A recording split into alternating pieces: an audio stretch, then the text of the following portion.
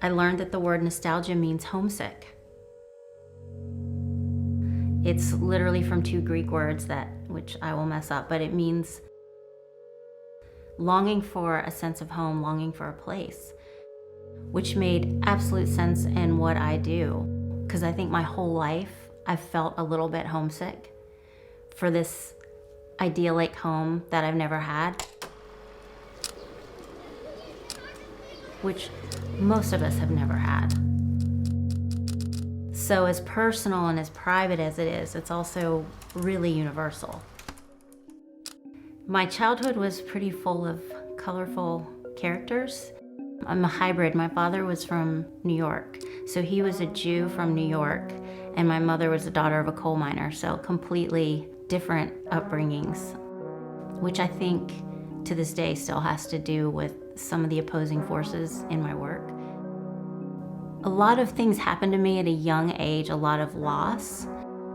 When I was 2, my parents got divorced, which I don't really ever remember them being married.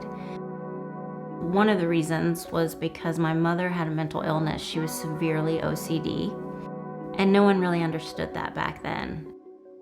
I spent a lot of time alone as a child, and I think part of that is the 70s.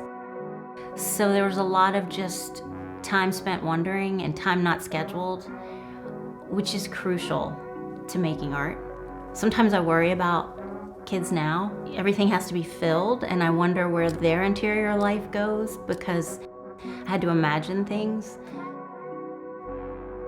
When I was younger, I wasn't a popular kid. I wouldn't say I was picked on, but I was definitely felt like an outsider. I never felt like I was part of that crowd, and I still to this day have that sense of being an outsider, which I think most artists do if you dig deep enough.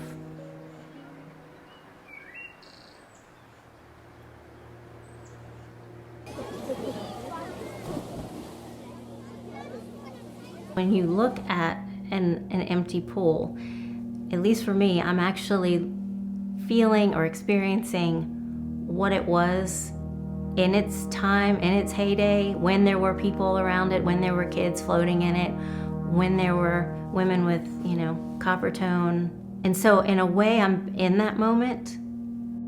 I think it's this idea that when that was built, no one ever envisioned it not being vibrant and vital, and to see it and to think about the fact that, it went down too. It makes you realize how insignificant things are, not necessarily in a bad way.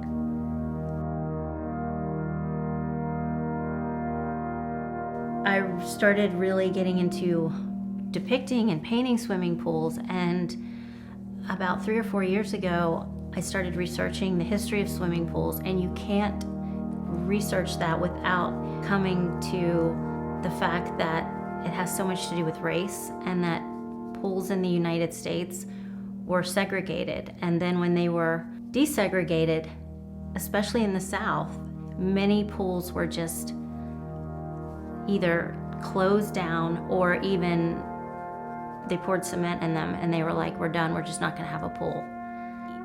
I believe that art serves a social function, and that in whatever way you want to express it, it's important to address what's happening in some way.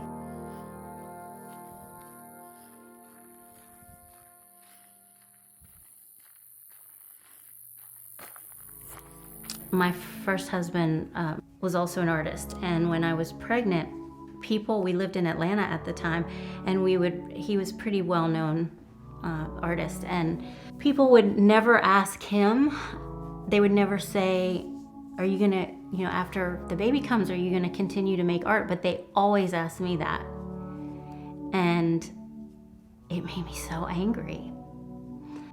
I was pretty determined that I was not gonna stop making art. And if there's one thing I guess I am most proud of, is the fact that I've sustained it, that I've done it, that no matter what was going on in my life, I've figured out a way to make the work.